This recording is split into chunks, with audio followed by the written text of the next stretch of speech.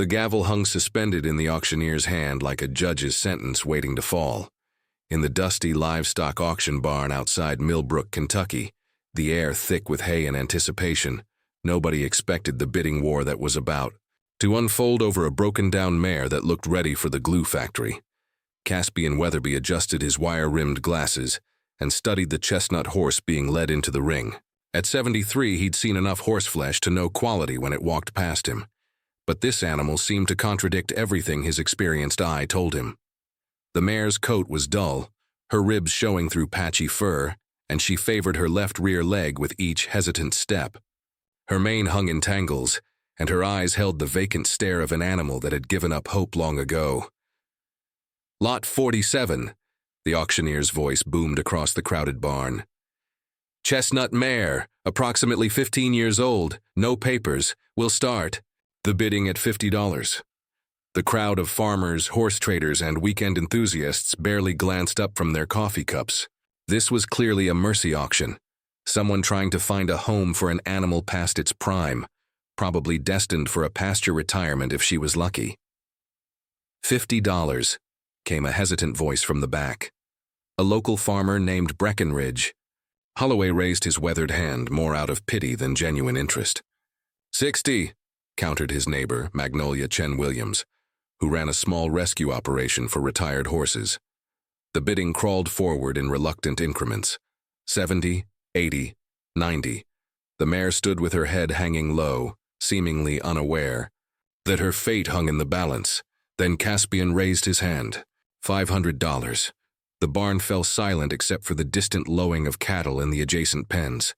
Heads turned toward the elderly man in the pressed khakis and clean flannel shirt, who looked more like a retired professor than a horse.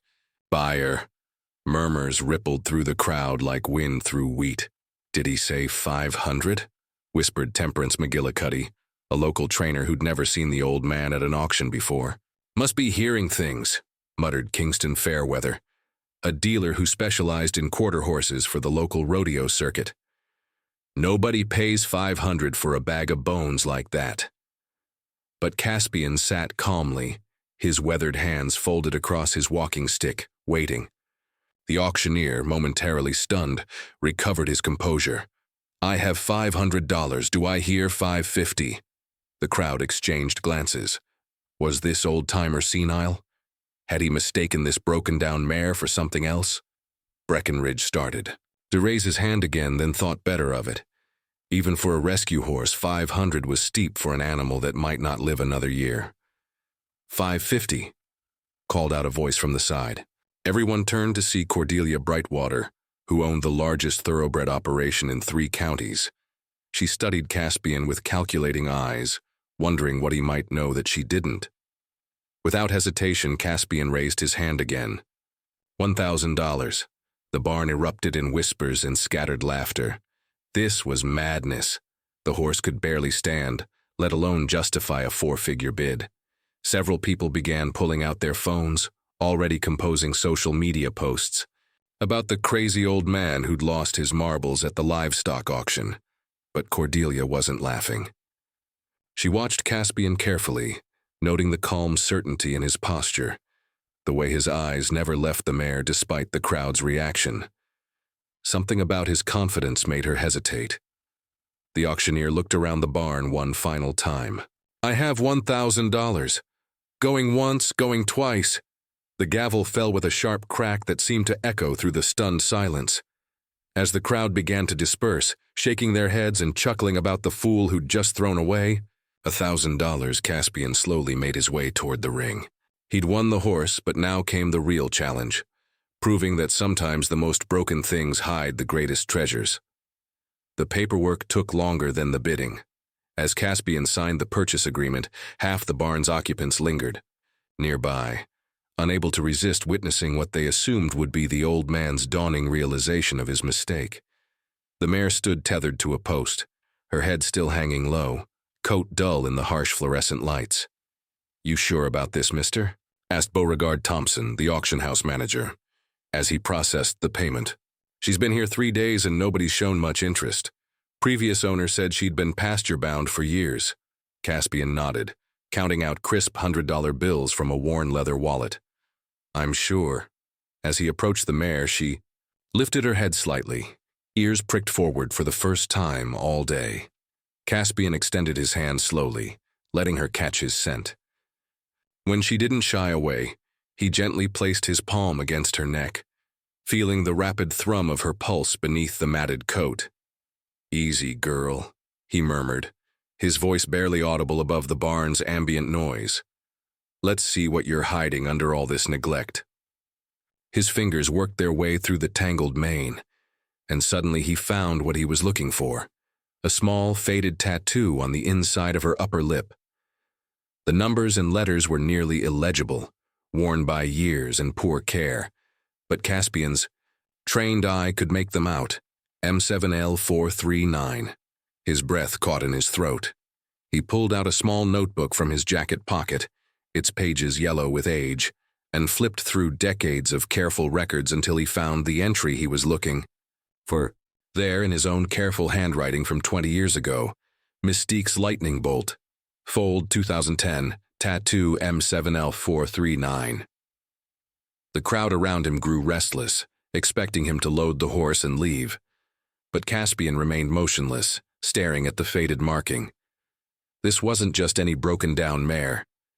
This was Lightning, the 3-year-old filly who disappeared from racing circuits over a decade ago, after suffering what everyone assumed was a career-ending injury. "Everything all right there, old-timer?" called out Kingston Fairweather, who'd been watching from a distance with growing amusement. Caspian straightened, his mind racing through memories and possibilities. Lightning had been trained by his old friend Maverick Sullivan, one of the most gifted horsemen he'd ever known. She'd shown incredible promise as a 2-year-old, winning her first 3 starts by commanding margins before that fateful day at Riverside Downs, when she'd pulled up lame in the stretch. Maverick had disappeared shortly after, taking Lightning with him. The racing world assumed she'd been put down, standard practice for horses with severe injuries that couldn't be economically treated. But what if Maverick had seen something everyone else missed? What if he'd taken her somewhere to heal, to recover, to live out her days in peaceful obscurity? "Mr. Weatherby?" Beauregard's voice cut through his reverie. "Your trailer ready for loading?" Caspian blinked, realizing he'd been standing in silence for several minutes. "Actually, I'll need to arrange transport. I didn't bring a trailer." This revelation sent another wave of whispers through the remaining crowd. The old man hadn't even come prepared to take home his purchase. Surely this proved he was acting on impulse, or worse, cognitive decline. But Cordelia Brightwater stepped forward, her expression thoughtful. "I can haul her for you," she offered. "My place is only 20 minutes from here. Where are you taking her?" "The old Pemberton farm," Caspian replied. "I've been renting the back pastures there." Cordelia nodded slowly. She knew the property. Good land, well-maintained fences, clean water. At least the horse would have decent care, even if the old man had overpaid dramatically. As they prepared to load Lightning into Cordelia's pristine horse trailer, the mare balked at the ramp. She planted her feet and trembled, eyes wide with what looked like remembered terror. It took 20 minutes of patient coaxing before she finally stepped up into the trailer, and even then she stood with her muscles taut, ready to bolt. During the short drive to the Pemberton farm, Cordelia found herself studying Caspian in her rearview mirror. He sat quietly in the passenger seat, occasionally glancing back at the trailer, but mostly staring out at the rolling Kentucky countryside with an expression of intense concentration. "You mind me asking what you plan to do with her?" Cordelia finally asked as they turned onto the gravel road leading to the farm. Caspian was quiet for a long moment. "First, I'm going to help her remember who she used to be." The cryptic answer only deepened Cordelia's curiosity, but she didn't press further. They pulled up to a modest barn surrounded by white-fenced paddocks, and as they unloaded Lightning, Caspian's movements were sure and practiced. Whatever else he might be, the old man clearly knew his way around horses. As Lightning stepped hesitantly into her new paddock, Caspian leaned against the fence and watched her explore her surroundings. For the first time in hours, something like hope flickered in the mare's eyes as she discovered the clean water trough and sweet grass beneath her feet. "Thank you for the ride," Caspian said to Cordelia as she prepared to leave. "I expect people will be talking about today for a while." Cordelia paused at her truck door. "You know something about that horse, don't you?" Caspian's smile was enigmatic. "I know that sometimes the most valuable things come disguised as worthless." 3 weeks passed before anyone from the auction saw Caspian again. When Cordelia finally drove out to the Pemberton farm to satisfy her growing curiosity, she barely recognized the horse grazing peacefully in the back pasture. Lightning's coat gleamed with health, her ribs no longer visible beneath flesh that had filled out on a diet of quality hay and grain. Her mane, now properly brushed and braided, caught the afternoon sunlight like spun copper. Most remarkably, she moved with fluid grace across the hay paddock, no longer favoring her left leg. "Good Lord," Cordelia whispered, parking her truck and walking to the fence. "What did you do to her?" Caspian emerged from the barn carrying a curry comb and a bucket of grain.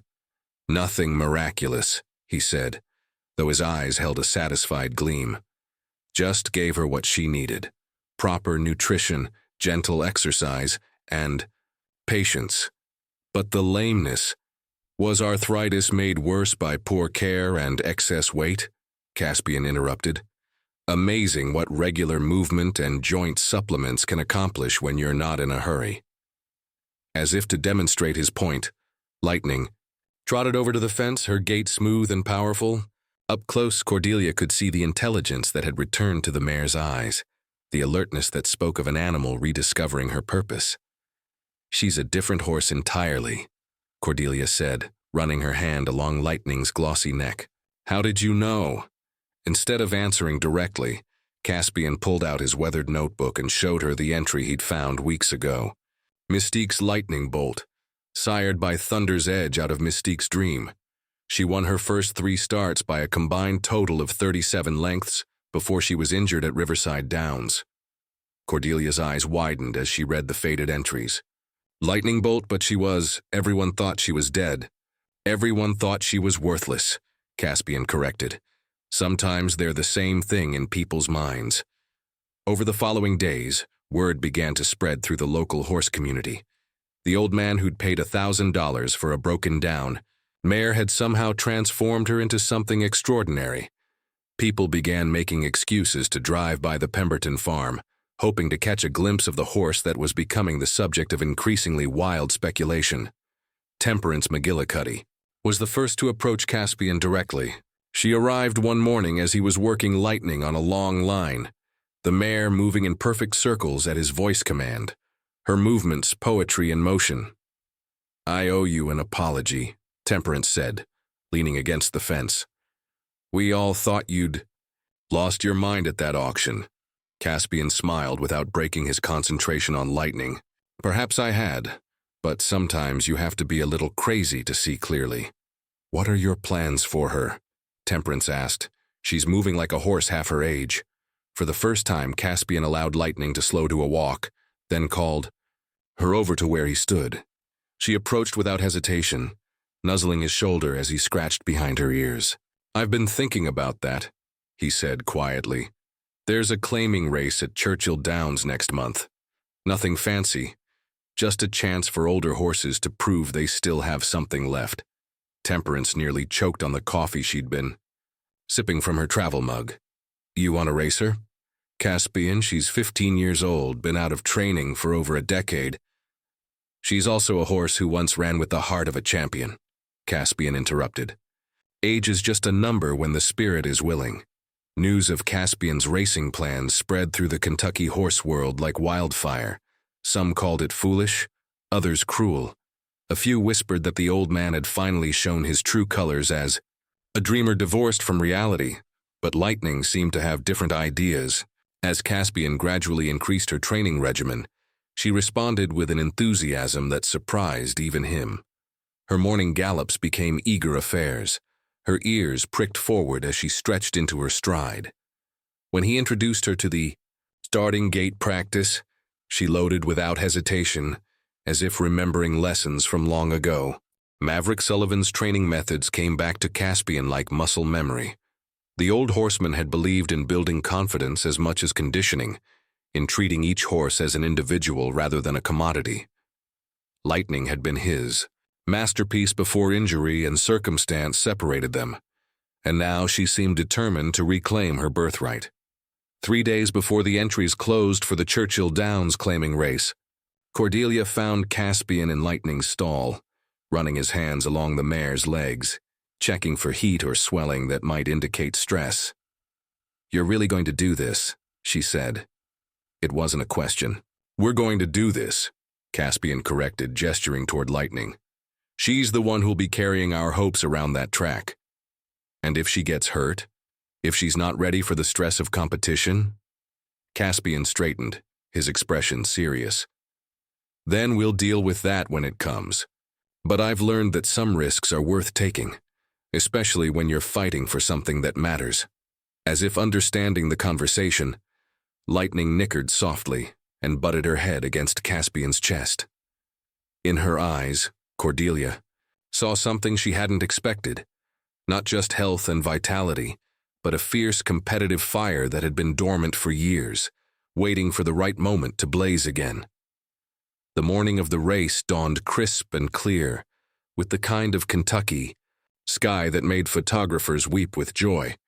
Churchill Downs buzzed with its usual energy, but word of the unusual entry in the 5th race had spread throughout the backstretch like gossip at a church social. Lightning arrived in Cordelia's trailer at dawn, and as Caspian led her toward the receiving barn, heads turned everywhere they passed. Exercise riders paused their morning routines, trainers stepped out of their barns, and even the track photographers began snapping pictures of the unlikely pair. "That's the horse that sold for $1,000 at Millbrook," whispered Paisley Thornfield, a young exercise rider who'd heard the story secondhand. "They say she used to be somebody important." Veteran trainer Calhoun Morrison shook his grizzled head as he watched Lightning walk past. "Caspian Weatherby's lost his damn mind. That mare's older than some of the jockeys riding today." But as Lightning settled into her assigned stall, her behavior suggested otherwise. She surveyed her surroundings with alert interest, her ears pricked forward at the familiar sounds of a racetrack morning.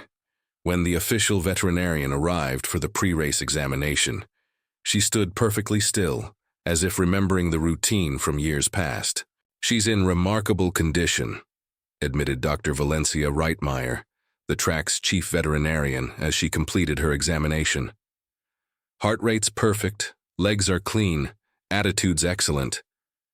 I have to ask, though, are you sure about this? She's carrying a lot of expectations for a horse her age."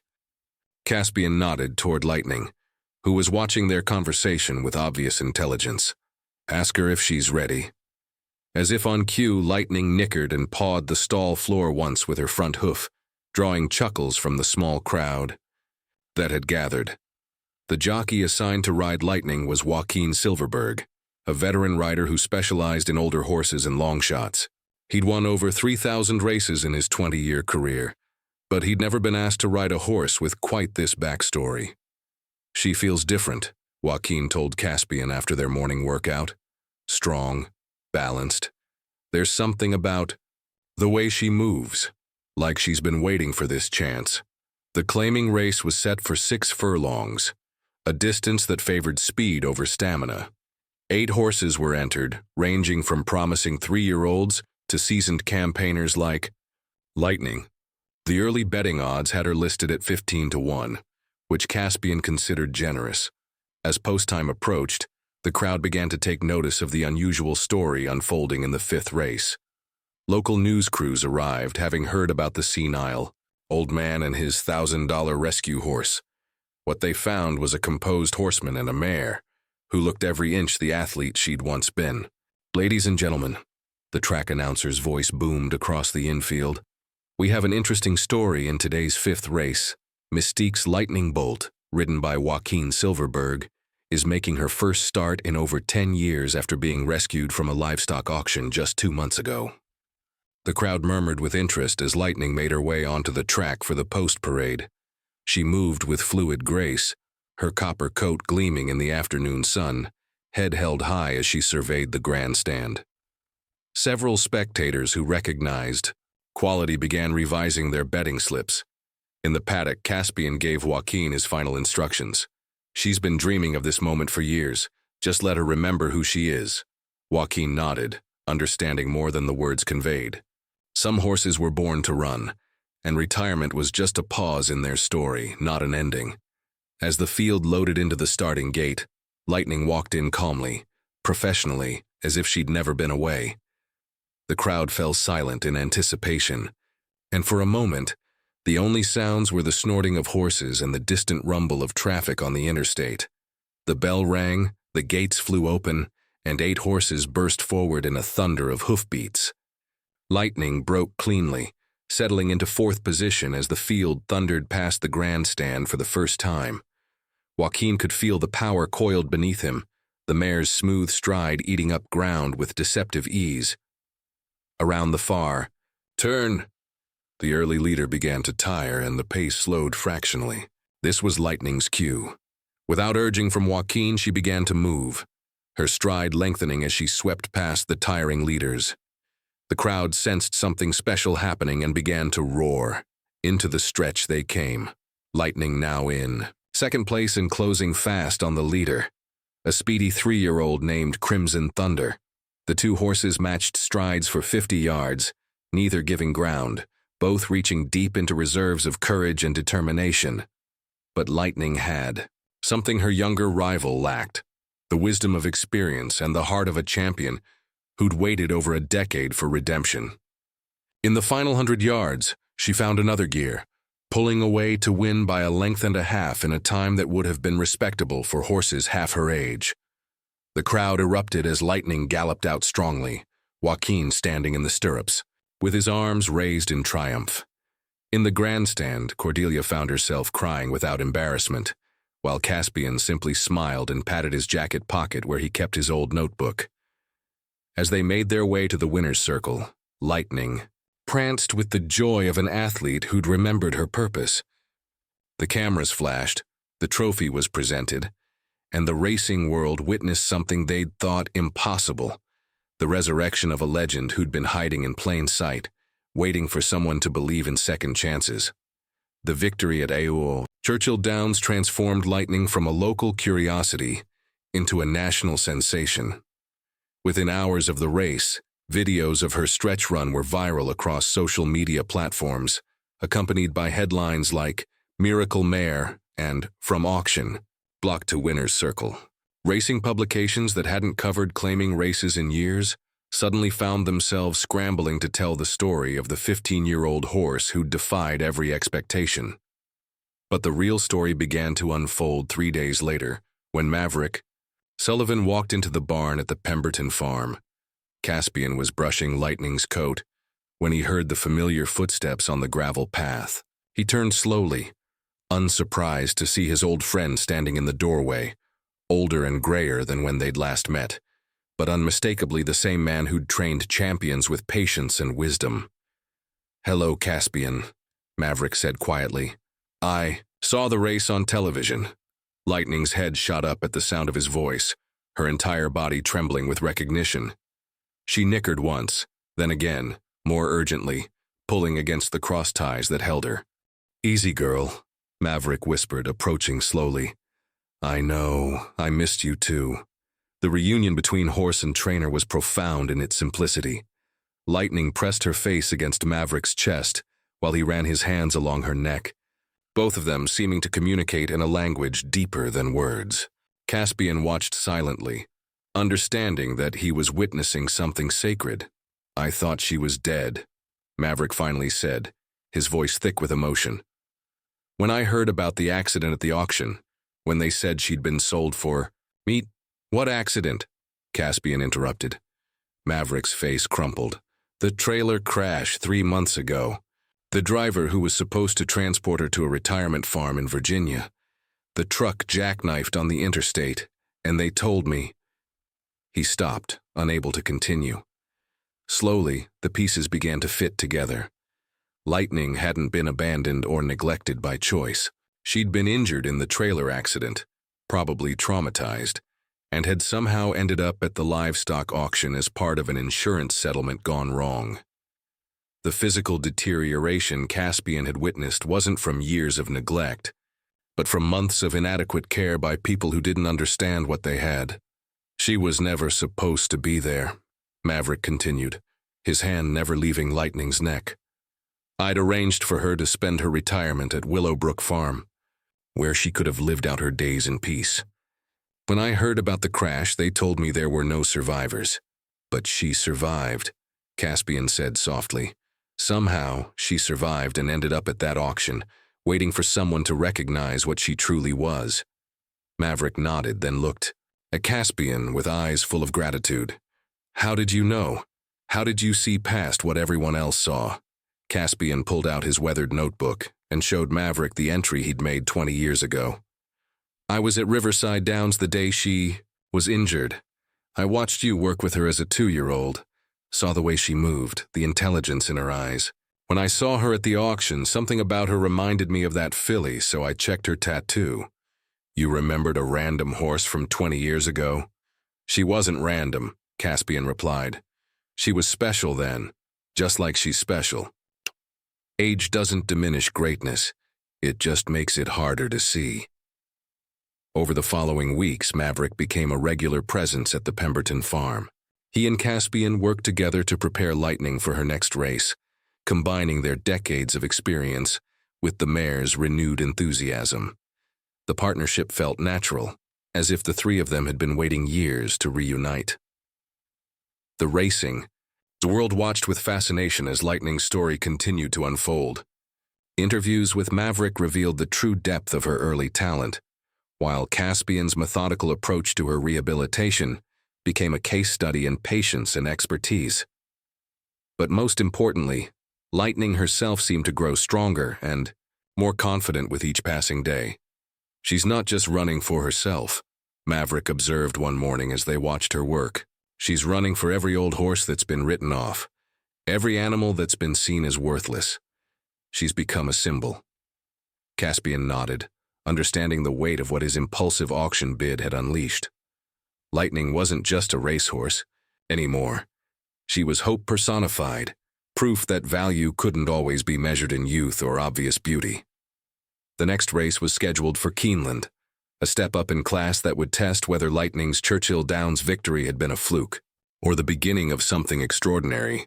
The competition would be tougher, the distance longer, and the scrutiny more intense. But as Caspian watched Lightning graze in her paddock, moving with the fluid grace of an athlete in her prime, he felt the same confidence that had driven him to bid $1,000 on a horse everyone else had dismissed. Some things were worth believing in, regardless of the odds. You think she can do it again? Maverick asked, echoing the question that dominated racing forums and social media discussions. Caspian smiled, remembering the moment at the auction when Lightning had first lifted her head and looked him in the eye. I think she's just getting started. The Keeneland race was more than a sporting event. It had become a pilgrimage for anyone who'd ever been underestimated, overlooked, or written off as past their prime. The grandstand filled with an unusual mix of regular racing fans and newcomers drawn by Lightning's story, creating an atmosphere that veteran track employees said they'd never experienced.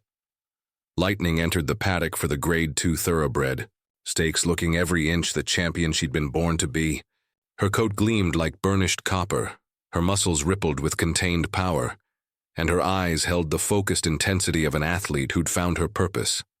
At 15 years old, she was the oldest horse in the field by 7 years, yet she commanded respect from every competitor present.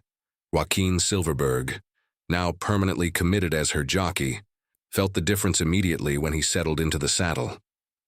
She's not the same horse from Churchill Downs, he told reporters later. She's stronger, more confident. It's like she's remembered not just how to race, but why she was born to do it. The race itself was a masterpiece of tactical brilliance and raw heart. Lightning settled into perfect position early, tracking the pace with the patience of experience while maintaining striking distance of the leaders. As they approached the far turn, Maverick gripped the rail so tightly his knuckles went white, while Caspian stood calmly, his weathered hands folded over his walking stick. "She's moving," the track announcer called as Lightning began her signature move, that long, fluid stride that had made her legendary 20 years ago. But this time, something was different. This wasn't just the burst of speed that had won. At Churchill Downs, this was sustained power, the kind that separates good horses from great ones. Into the stretch, Lightning found herself matched with Zephyr's Dream, a 4-year-old stakes winner who'd never been seriously challenged in his career.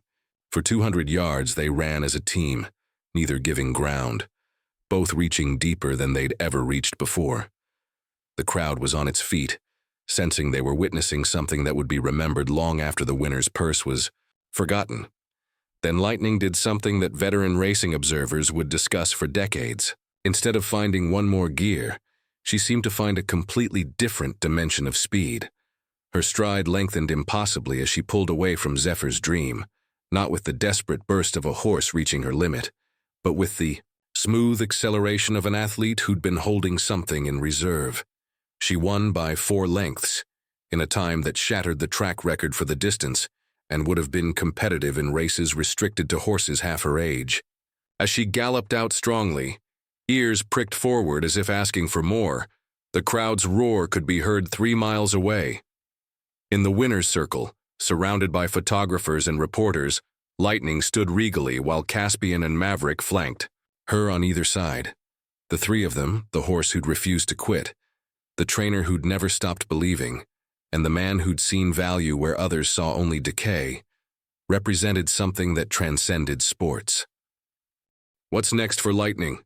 a reporter asked during the impromptu press conference. Caspian and Maverick exchanged glances before Maverick answered, "Whatever she wants, she's earned the right to choose her own path." But Lightning's path was already becoming clear. Within days of her Keeneland victory, inquiries poured in from around the world. Breeders wanted to purchase her offspring rights, even at her age. Movie producers offered contracts for her life story. Corporate sponsors lined up with endorsement deals that would have made human athletes envious. More importantly, dozens of rescue organizations reported increased adoption rates as people inspired by Lightning's story began looking past surface appearances to find the potential hidden beneath.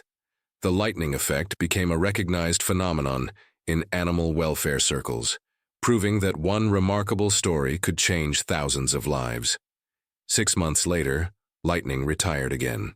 This time on her own terms, as the winner of 3 consecutive stakes races and the oldest horse ever to win a Grade 1 event. She returned to the Pemberton farm, where a special paddock had been prepared for her golden years, complete with a memorial plaque that read, "Mystique's Lightning Bolt, proof that legends never truly fade. They simply wait for someone to remember their greatness." Visitors came from around the world to meet the horse who'd redefined what was possible. Children with disabilities found inspiration in her story. Senior citizens saw hope in her example. Anyone who'd ever been told they were too old, too broken, or too far past their prime found something to believe in when they looked into Lightning's intelligent eyes. Caspian, now recognized as one of racing's most astute talent evaluators, established the Lightning Foundation, dedicated to rescuing and rehabilitating horses from livestock auctions. Maverick became the foundation's head trainer, teaching others the patient methods that had restored a legend to her rightful glory. And Lightning? She spent her days in contentment, surrounded by the green pastures of Kentucky, occasionally raising her head to watch the young horses training in the distance. Sometimes when the wind was right and the morning sun caught her coat just so, observers swore they could see the ghost of her old speed flickering through her movements, a reminder that true greatness never really dies. It simply waits for the right moment to shine again. The story of the senile old man who'd bid on a broken-down mare had become something much larger, a testament to the power of faith, the value of looking beyond appearances, and the truth that in a world quick to discard anything that seemed past its prime, the most beautiful victories often belong to those who refuse to give up on themselves or each other.